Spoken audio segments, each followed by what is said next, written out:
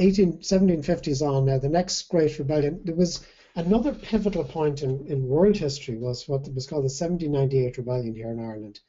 This was an opportunity to create an Ireland which would have been a republic like in France.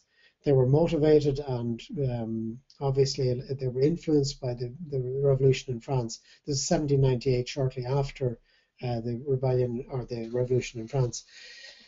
And French troops landed in Ireland at that time. They landed in a place called Killary Harbour in Mayo. They had huge success where they routed the English army at Castlebar.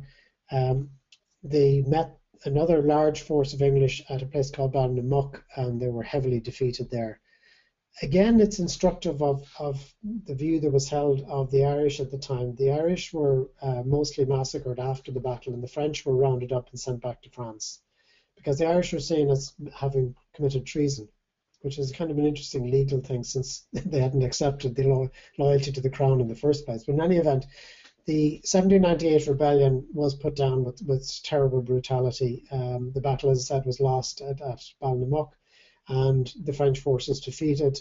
But again, the French force at that time, here's a little nugget of history for you. The French force was led by a man called Humbert.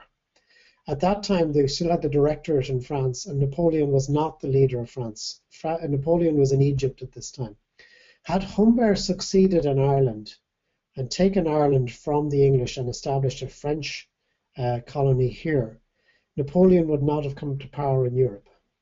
And then we would have a whole change in history. But in any event, that was another miserable episode in Irish history. There was a small rising in 1903. It's curious, in Ireland, the Irish and the English have a common cultural artifact, and that is our tendency towards understatement. In Ireland, revolution and rebellion are referred to as risings, in other words, to rise up against. In Ireland, the Second World War was known as the emergency, not the Second World War. The Northern Ireland, the terrible tragedy of Northern Ireland, was known as the Troubles. So we have the English have a wonderful ability to understate things as well. So we have that similar. I don't know whether that comes from our common background, I'm not sure. This is a picture of one of the great heroes of Irish history, a man called Daniel O'Connell. And beside him, I've put a picture of one of my great heroes and a man who was a friend of Daniel O'Connell's.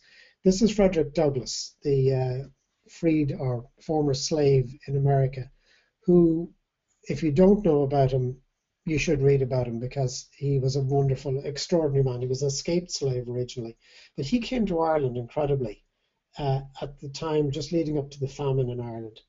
And Daniel O'Connell was an advocate for the abolition of slavery as well as being the man who was trying to free Ireland from the penal laws. But he was a great friend of Frederick Douglass, and Frederick Douglass thought that the Irish and the African Americans at that time who lived in poverty had common cause. Unfortunately, the Irish who went to America, I think, often ended up being just as racist as every other European who went there. But we did have common cause, and it's a theme that, at another time, we'll talk about, in that, when people get involved in discussions about racism, sometimes there are common bonds between people who may, on the surface, seem different, but the Irish and the experience of African slaves were not that different. So in 1829, we had what we call Catholic emancipation. This was allowing people to attend university, to be educated, to go into the legal profession like Daniel O'Connell, and so on. And he was the one who brought that about. And there was a man called Gladstone was the Prime Minister in Britain around this time, and he was wonderfully good for Ireland, but that's another whole discussion. You see I brought up here the Great Famine. And in some ways, this is the pivotal point of modern history in Ireland. It is the thing which nearly broke us. We nearly disappeared at this time. This is a very personal issue, the famine, for me, because for a number of reasons I'll explain in a moment. I'm going to come back to the famine in a second, but this was also the beginning of the decline of the Irish language.